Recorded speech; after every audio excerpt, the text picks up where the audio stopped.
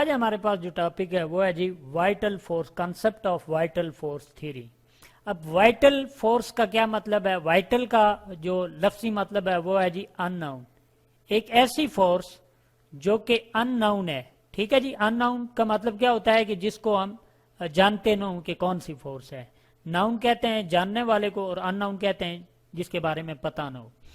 अब concept of vital force theory क्या है? अननाउन फोर्स का जो कंसेप्ट है, अननोन फोर्स थ्योरी का, वो क्या कंसेप्ट है या वाइटल फोर्स थ्योरी का कंसेप्ट क्या है, इस हवाले से बात करते हैं। यहाँ पे हमारे पास डायग्राम दी गई है और इस डायग्राम के अंदर कुछ वेजिटेबल दिखाई गई हैं और कुछ हमें दिखाया गया है जनाब हमारे पास बटर वगैरह यानी एनिमल प्रोडक्ट, डेयरी प्रोडक्ट दिखाए गए हैं। और इसके अलावा ये हमें दिखाया गया जी, इस डायग्राम के अंदर मीट दिखाया गया है या कुछ फिशेज हैं। ठीक है जी, ये हमें नजर आ रही है, ये मीट हमें नजर आ रहे हैं। तो ये सारी की सारी चीजें हमें दिखाई गई हैं और इस हवाले से हम क्या करेंगे जी, बात करेंगे और वाइटल फोर्स थ्योरी का मतलब क्या है, इस हवाले से हम क्या करेंगे, इसकी वजाहत करेंगे। यहाँ पे सवाल ये पैदा होता है कि ये सारी की सारी चीजें हम कहाँ से हासिल करते हैं। अगर तो आप वेजिटेबल के हवाले से मैं पूछूं कि ये कहाँ से हम हासिल करेंगे तो आपका जवाब क्या होगा, एकदम से कि प्लांट से लेते हैं। और अगर मैं इसके हवाले से बात करूं, ठीक है जी, ये मीट वगैरह है, तो आप क्या कहेंगे कि इसका सोर्स क्या है जी, एनिमल्स है हमारे पास। डेयरी प्रोडक्ट भी हमारे पास कहाँ से हासिल होते हैं, एनिमल से ही हासिल होते हैं। ठीक है जी। अब वाइटल फोर्स थ्योरी जो थी वो यही कह रही थी कि ये जितने भी ऑर्गेनिक कंपाउंड हैं ये सारे के सारे क्या हैं, यहाँ पे मैं लिख देता हूं ऑर्गेनिक कंपाउंड है। और ऑर्गेनिक कंपाउंड को हमने पहले भी डिफाइन किया पिछली वीडियो के अंदर, अगेन मैं कह देता हूं, जिसके अंदर कार्बन और हाइड्रोजन मौजूद हो और जो लिविंग चीजों से हमें हासिल हो उसको कहते हैं जी ऑर्गेनिक कंपाउंड। अब यानी यहाँ पे प्लांट है हमारे पास, एनिमल्स हैं, तो इसका मतलब ये हुआ कि ये सारी की सारी चीजें जो हैं ये प्लांट और एनिमल से हमें हासिल होती हैं। अब यानी क्वेश्चन ये था कि ये जो वाइटल फोर्स थ्योरी जो पेश कर रहे थे ये कह रहे थे कि जितने भी ऑर्गेनिक कंपाउंड हैं वो आप किससे हासिल करते हैं जी, लिविंग ऑर्गेनिज्म से हासिल करते हैं। ठीक है जी, यानी इनको आप खुद प्रिपेयर नहीं कर सकते। ठीक है जी, यहाँ पे ये हमारे पास लिविंग ऑर्गेनिज्म है, चाहे वो प्लांट्स हों चाहे वो एनिमल हों। अब ये सारे के सारी चीजें हम किससे हासिल कर सकते हैं, इनसे तो लिविंग ऑर्गेनिज्म से तो हासिल कर सकते हैं, लेकिन इनको हम खुद प्रिपेयर नहीं कर सकते। आप सब्जी बनाना चाहें बना सकते हैं, नहीं बना सकते। इसी तरह आप मक्खन बनाना चाहें, दूध बनाना चाहें, ठीक है जी, या इस तरह की चीजें बनाना चाहें तो हमारे लिए पॉसिबल नहीं है कि हम इसको प्रिपेयर कर सकें। इसके लिए या तो हम जानवरों से हासिल करेंगे या फिर वेजिटेबल अगर हमने हासिल करनी है तो वो प्लांट से हम हासिल करेंगे, या फ्रूट्स वगैरह हैं वो प्लांट से हम हासिल करेंगे। ये थ्योरी थी। अब क्या हुआ कि ये जो थ्योरी थी कि ऑर्गेनिक कंपाउंड को आप लिविंग ऑर्गेनिज्म से ही क्या करेंगे, हासिल करेंगे, खुद इनको प्रिपेयर नहीं कर सकते। और ऑर्गेनिक कंपाउंड का ये फार्मूला एक यहाँ पे दिया गया है, ठीक है जी, और इसके अंदर हमें ये बताया गया है कि कार्बन और हाइड्रोजन इनके अंदर क्या है जी, नेसेसरी एलिमेंट है, जरूरी है।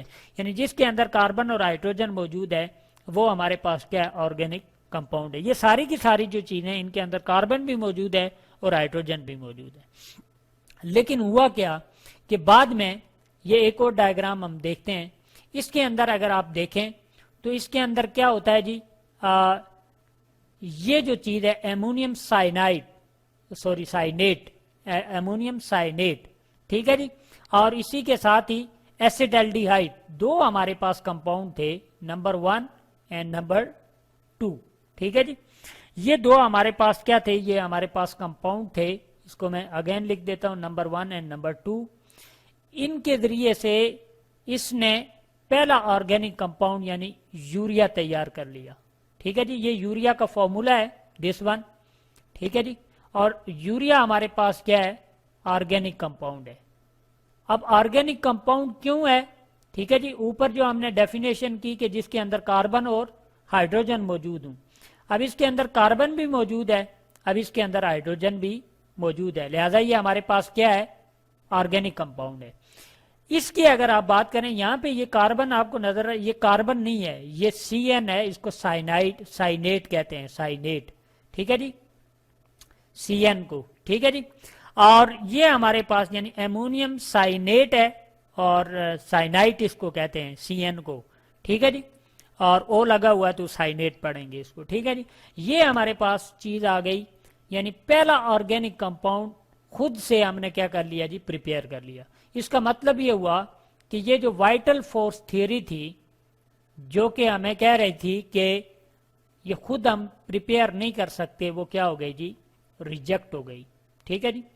अगेन फिर एक साइंटिस्ट आया, उसने क्या किया कि एसिटाल्डिहाइड जो था CH3CHO, ठीक है जी, ये एसिटाल्डिहाइड से इसने एक और ऑर्गेनिक कंपाउंड तैयार किया और उस ऑर्गेनिक कंपाउंड का नाम क्या था जी, यहां पे मेंशन है एसिटिक एसिड, ठीक है जी। यहां पे लिखा हुआ first organic compound synthesis from its element, ठीक है जी। एसिडाल्डिहाइड को यूज करते हुए उसने एक और ऑर्गेनिक कंपाउंड क्या कर लिया जी, प्रिपेयर कर लिया। तो इसका मतलब ये हुआ कि वाइटल फोर्स थ्योरी को हमने क्या कर दिया जी, रिजेक्ट कर दिया। और वाइटल फोर्स थ्योरी हमें किस चीज का मुतालबा कर रही थी, वो ये कह रही थी कि ये जो ऑर्गेनिक कंपाउंड हैं जिनके अंदर कार्बन और हाइड्रोजन मौजूद है, ये आप खुद प्रिपेयर नहीं कर सकते, लेकिन बाद में हमने साबित किया कि ये हम खुद तैयार कर सकते हैं। ये दोनों चीजें, यूरिया भी हमने लैब में तैयार की और एसिटिक एसिड भी हमने कहाँ पे तैयार किया जी, लैब के अंदर तैयार किया। तो इसका मतलब ये हुआ कि यहाँ पे वाइटल फोर्स थ्योरी जो थी उनकी, ये क्या हो गई जी, फेल हो गई और इस तरह से ये रिजेक्ट हो गई थ्योरी।